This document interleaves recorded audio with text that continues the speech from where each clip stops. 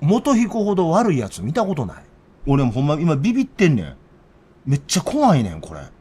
昨日ね、元彦ツイッターにね、こんなんあげとんすよ。で、それを国に報告することよりも、井戸さんの罪を暴くことの方が重要やねん。怖ないこれ。ほんで、元彦今週1週間休みやねん。あれだけ財政のプロ、行財政改革やります言うといて、行財政改革のプランがまだないということやん。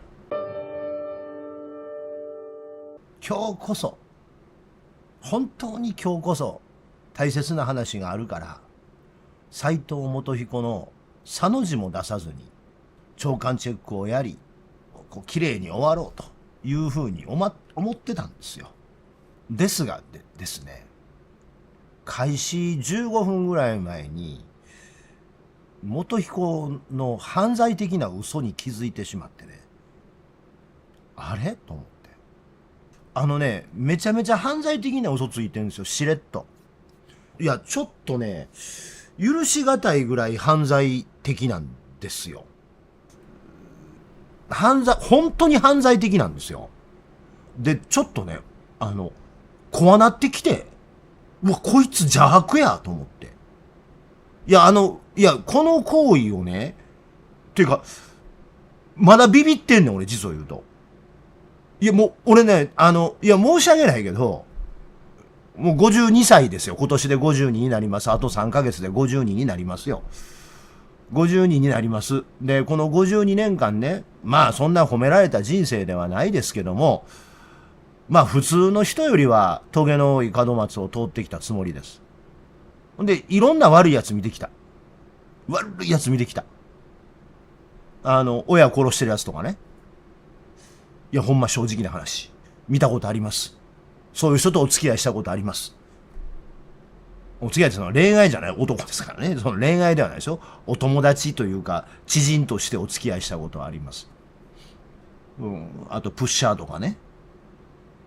まあ人間の中でプッシャーほど悪い奴はいないと思います。プッシャーとかね。とか、上野の駅の近くに事務所構えて、東北から家出してきた女の子捕まえては、お風呂に沈めるおじさんとかね。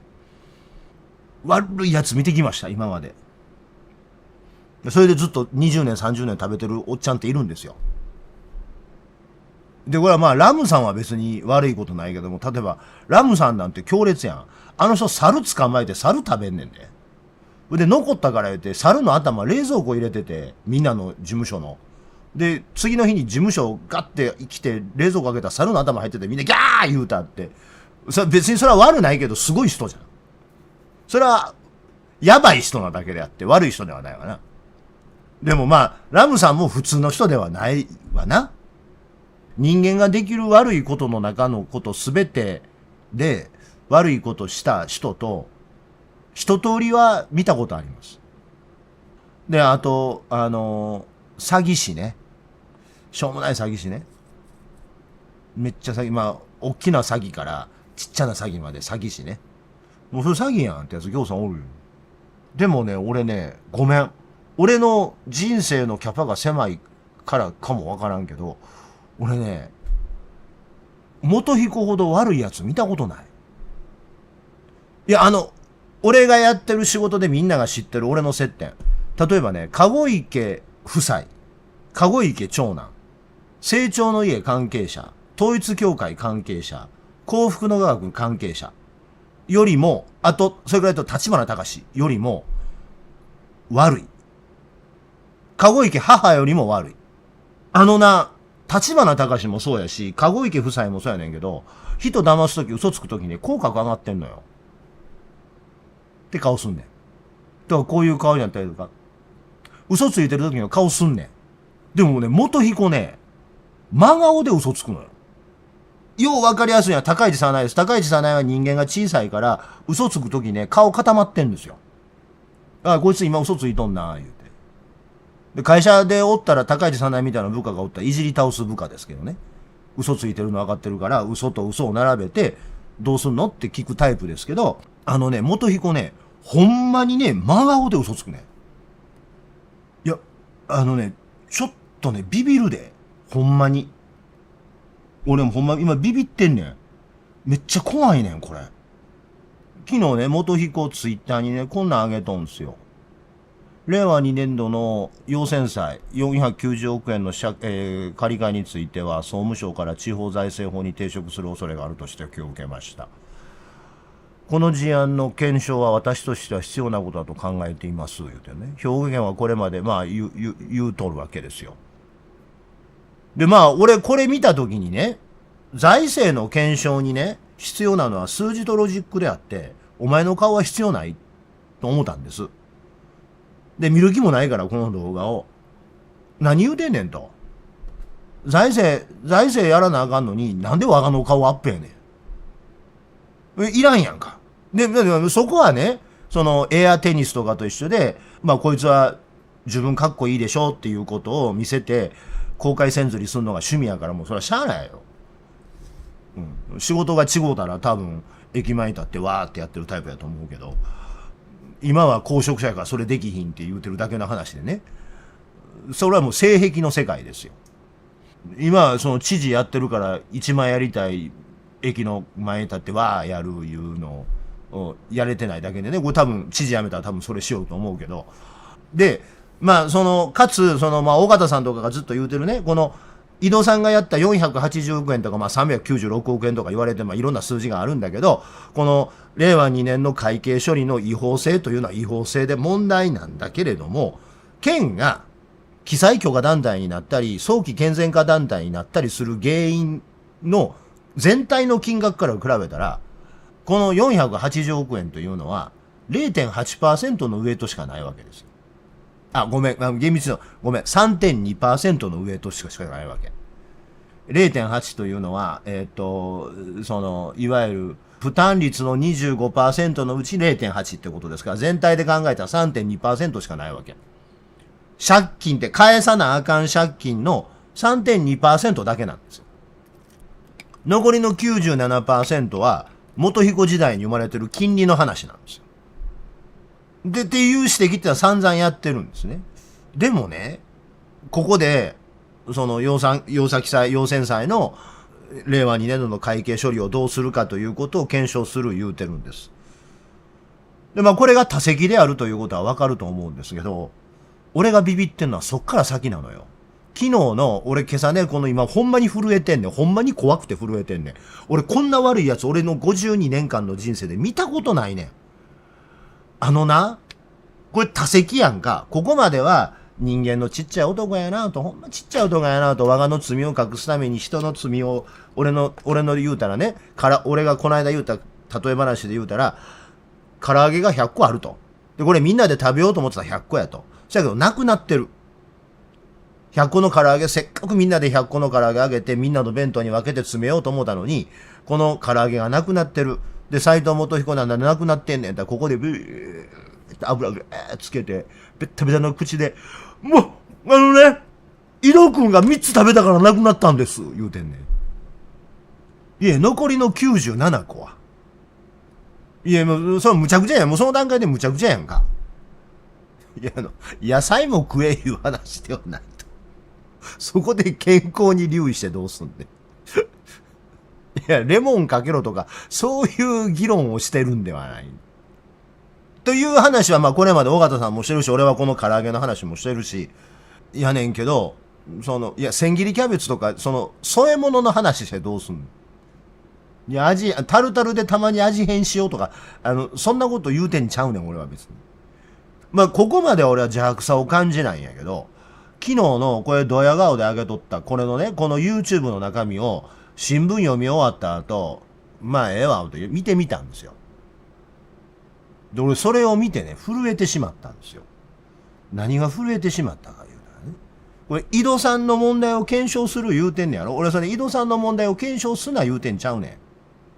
ここを見てもらいましょう。そして8月の6日木曜日はですね、財政関係の対応がございました。8月中にはですね、交際費負担適正化計画を作成して、総務省の方に提出するという形になってますけども。って言うてるやん。って言うじゃない。もう一個。その3つですね、を中心に、これから8月下旬もしくは9月上旬から会というものをスタートしていくということになろうかと思います。って言いよったよ。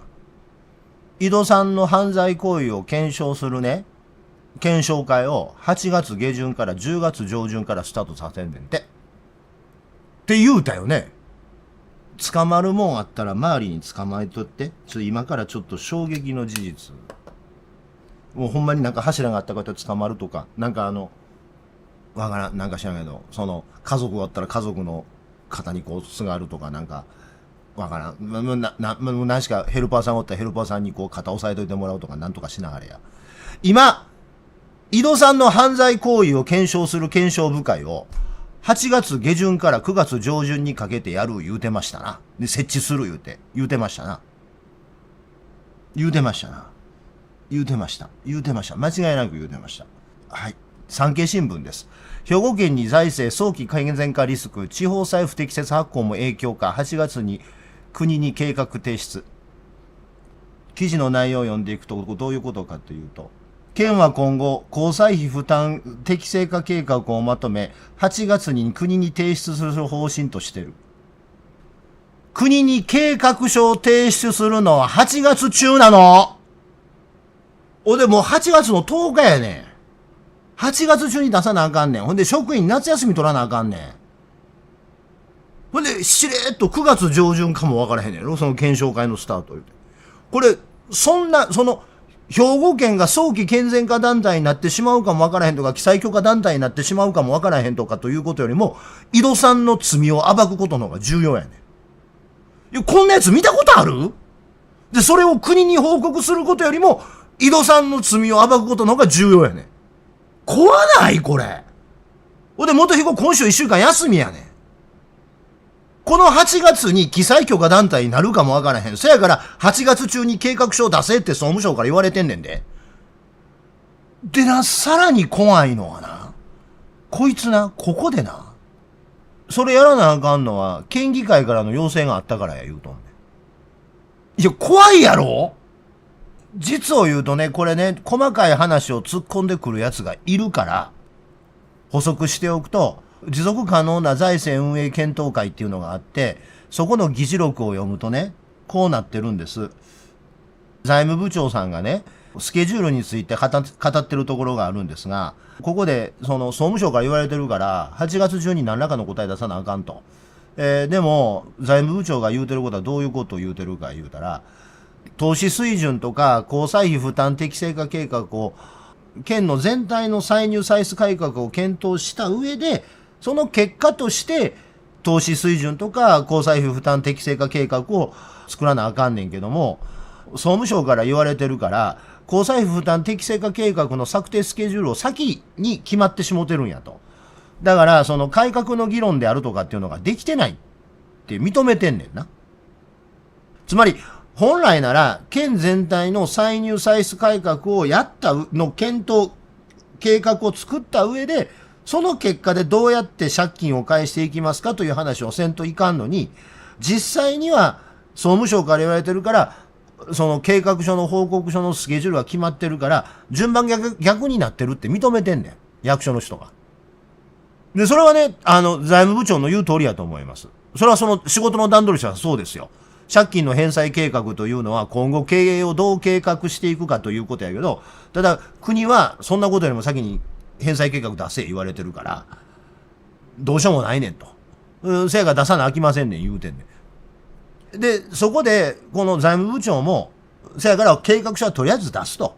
出すけども、検証は出した後8月9月にやりますって財務部長はここで言うてんねんな。せやけど、その検証っていうのは、財務部長の言葉を借りると、井戸さんがどうのこうのしたという話ではなくて、財務部長の議事録の発言を読むと、ほんまにその返済計画で、県の行財政改革と齟齬がないのかという検証という意味ですよ。全体の検証。ほんまやったら経営計画を立てて、経営計画が親で、返済計画が子っていう状態やねんけども、国が先に返済計画を明確にせえ言うてるから、返済計画を先に立てなあかんと。で、先に立てた返済計画と自分らがやりたい行財政改革が合致するかどうかという検証を8月下旬から9月からスタートさせる言うてんねん。で、ほんまはね、財政部長も、ほんまはこれ順番逆なんですよって言うてんねん。でもね、この段階でもうおかしいのよ。なんで急にそんなこと言われてんねんって話ですよ。国別に氷菓子ちゃうねんから、今日言うて明日出せなんて言わへんよ。財務部長が委員会でそんな答弁をしなきゃいけないという段階で、元彦この5年間何の仕事もしてなかったって話やん。あれだけ財政のプロ、行財政改革やります言うといて、行財政改革のプランがまだないということやん。令和2年、6年前の辞める直前の井戸がアホなことしたから兵庫県の財政がむちゃくちゃになりましたって言うんやったら、そんなもん3年も4年も前から計画立てとけよ。俺財務部長は悪いこと言うてるとか、財務部長が嘘ついてると言うてんちゃう。財務部長は財務部長で、財務部長は財務部長で、それはその通りですよ。先に経営計画立ててから、その経営計画と齟齬のない返済計画を立てたいです。しかし、債権者ではないけども、我々を管理監督する国が先に返済計画出せるから、しゃーなしに返済計画を先に立案して出しますと。で、その返済計画と齟齬のない経営計画を後から立てるんです。これも嫌なんです。ほんまは順番が逆やから。ほんまはテレコになってるから嫌やねんけど、テレコのままやらなしゃないんです。これは正論ですよ。でもね、それは正論やけど、それ財務部長、それさ、SOS を上げてんねん。斉藤さんこの5年間で行財政改革をやる言うたけど、行財政改革のプランが一切ありませんって言うてしもてんねん。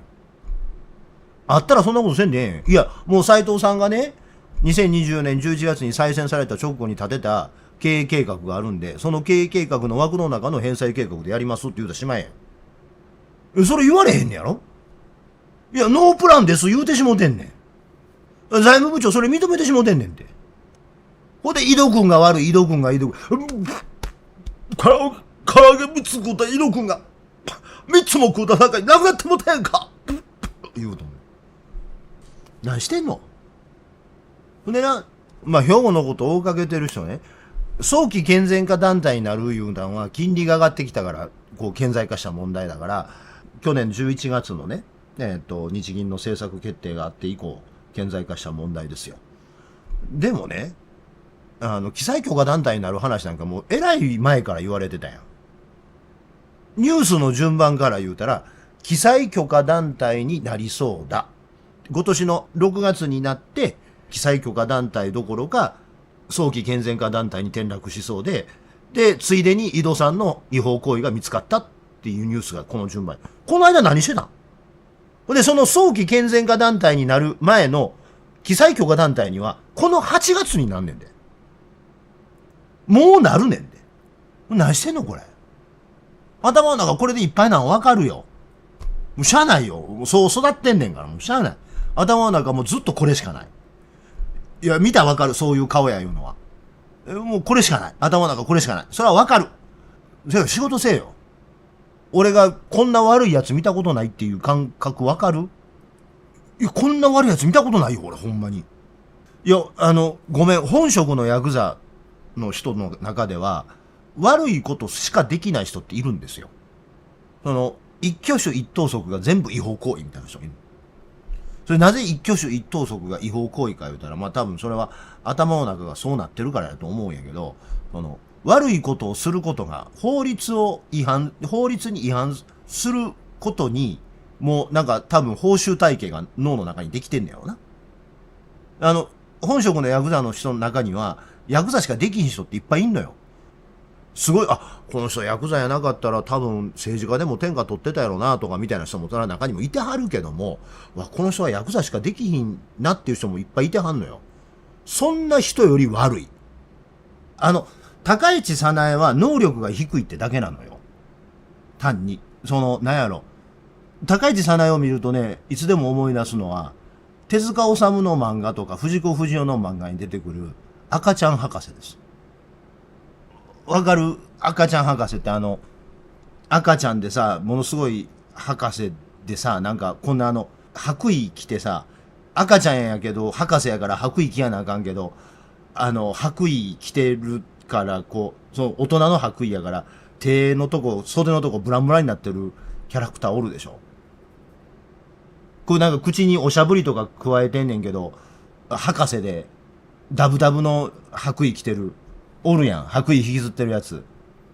袖余ってるやつ。よう出てくるやん、漫画で、昔の漫画で。あの感じ。なんかこう、身の丈の合わん仕事してる感じです。高市さんね。口ばっかり達者で、業務報告書書かれへん営業のやつみたいな。やってることが身の丈に合ってないっていう。で、せやから俺結構高市さんねはやってることがむちゃくちゃでめっちゃめちゃなことになるから、そら怒る人が女はわかるけど、俺は見てたら高市さんねは俺は可愛いになってくる。あ、めっちゃ可愛いこの人になってくる。好きではないですよ。あ、こいつ可愛いな。いや、マジで思ってんねん、ほんま。バカにしてるからですけどね、それはね。なんかそう、女性として言うてるんじゃないですよ。女性として可愛いとか言うてるんじゃないですよ。可愛いなーって言って、ジュニアの番組であれやったやん、あいつ。名前忘れた、あの子は。一言でジュニアを表せようっていうコントで、あの子、こう、スタジオの筋から、隅っこの方から、挨拶なんかしねえんだよ。俺が尊敬するやつは、俺が挨拶するやつは、本当に面白いと思う。尊敬する先輩芸人にしか俺挨拶なんかしねえんだよ。礼儀作法とかうるせえんだよ。あ、どうしたんやってジュニアが言うたら、あ、ジュニアさんおはようございます。可愛いってなるやん。その可愛さに似てん。高市早苗の可愛いわ。あ、そう、薩摩川。いやー、アホやのに頑張ってんなー、みたいな。こいつ可愛いなー。めっちゃ頑張ってるやん、アホやのに自分がアホやということをバレないために。もうあそこまでアホやったら可愛いんやんか。いや、だからね、この高市早苗に関しては、可愛いという目線で見てみて。余計腹立ってくるから。根源的な怒りになるから。